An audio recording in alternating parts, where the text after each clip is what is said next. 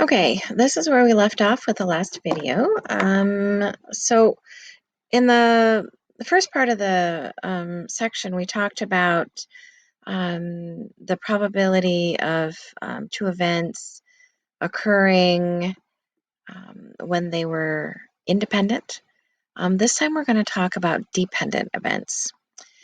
So what happens the first time affects what happens with the second one. The best example I can give for this kind of situation is, I love this example because it's so relatable. Let's suppose you have a box of chocolates and you have two caramels. You've got two caramels. You have two truffles.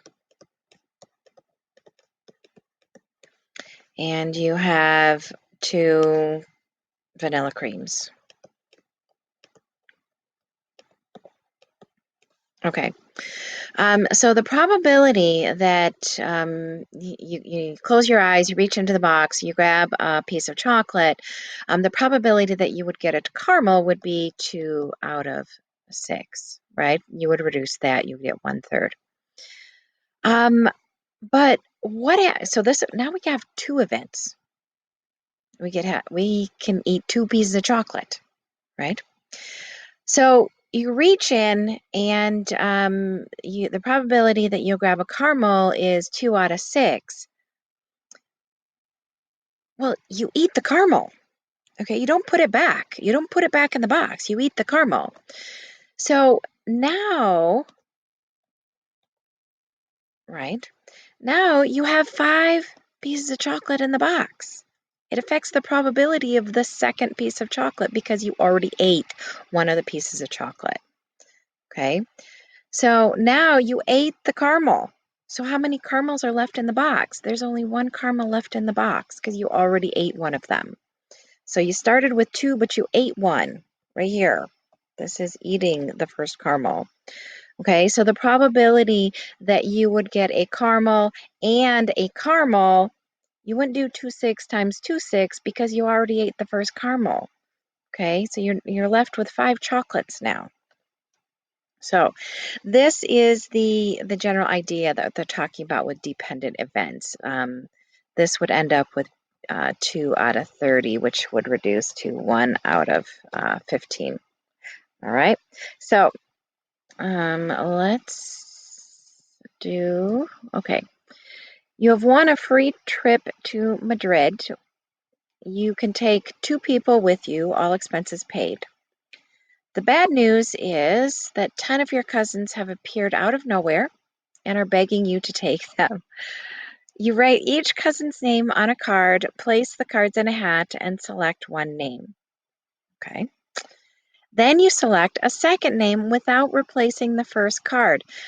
You would not put the card back in because that first person is going with you already. You're not going to put their name back in. They can't go with you twice. It's just one trip. If 3 of your 10 cousins speak Spanish, find the probability of selecting 2 Spanish-speaking cousins. Okay, so we're selecting 2 different cards.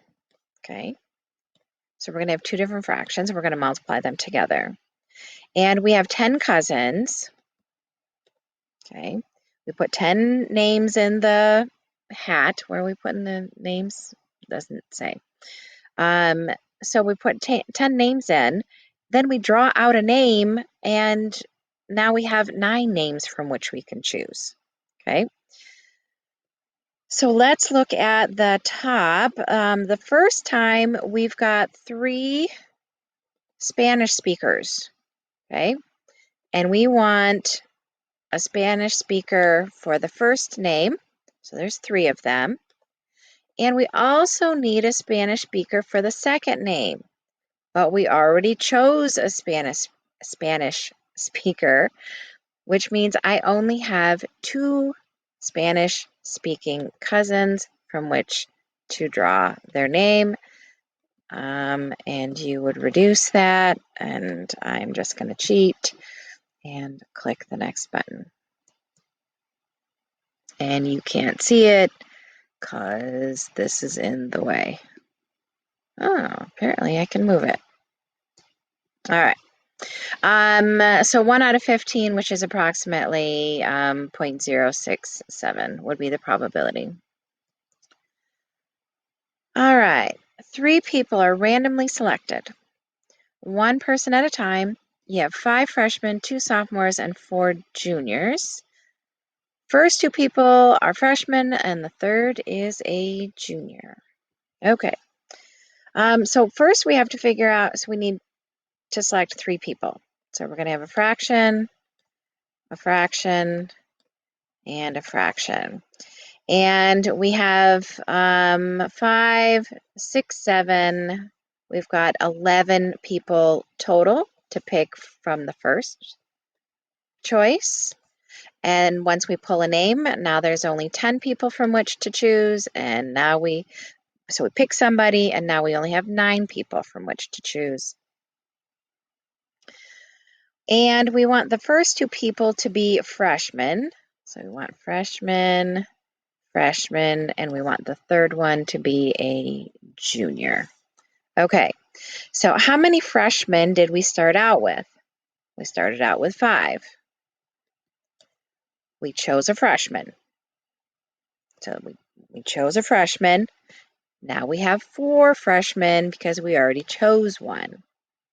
And now we need a junior. We haven't picked any juniors yet, so we still have our 4 juniors from which to select. We would multiply that out. I don't know what it is.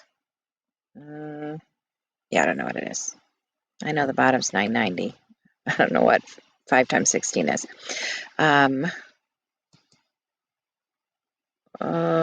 Final answer would be 8 over 99. 8 over 99.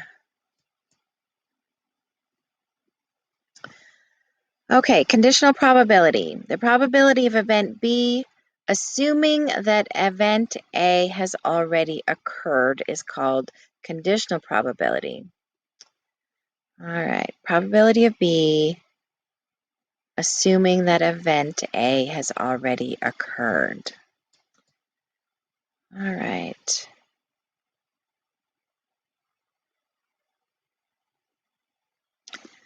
Okay, so this is an example of conditional probability question. Notice this word right here, given.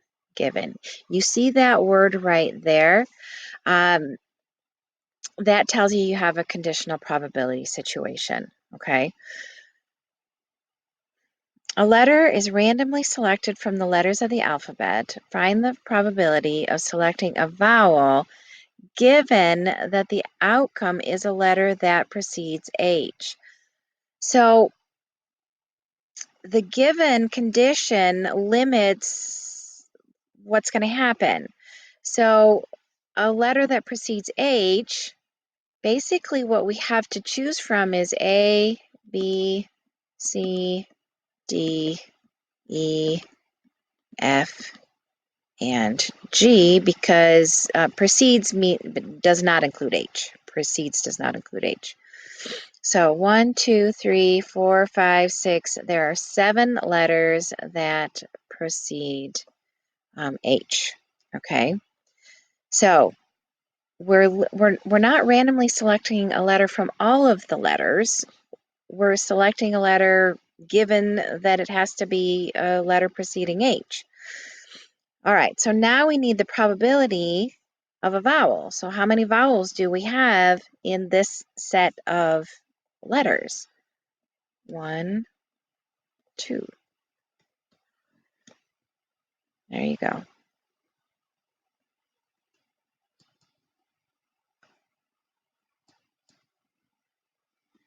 2 7s.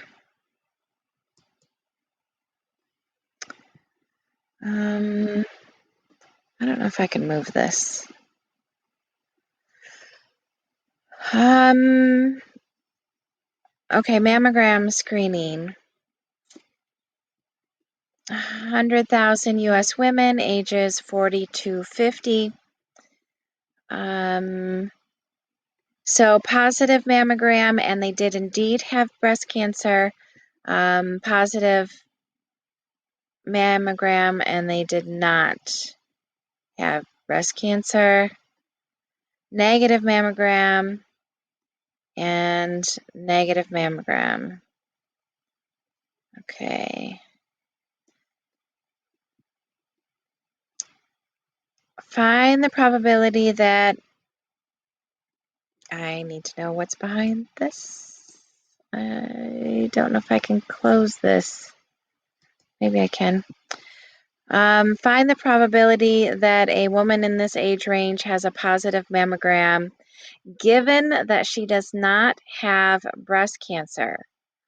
Okay, so given that she does not have breast cancer, we are restricting ourselves to the no breast cancer column. Right here, we ignore everything else.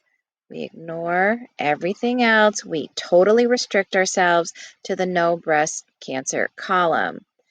So, how many women do we have? 99,200. We don't have 100,000. We're restricting ourselves to the no breast cancer column. 99. I don't know if I can go back on this. Let's try. Find the probability that a woman in this age range has a positive mammogram. So we're looking at the positive. 6944. 6944. I love to put this question on the test, and a lot of people get it wrong because they look at this total, not this one. So be really careful when it says the word given. You have to restrict. Okay. And that's it.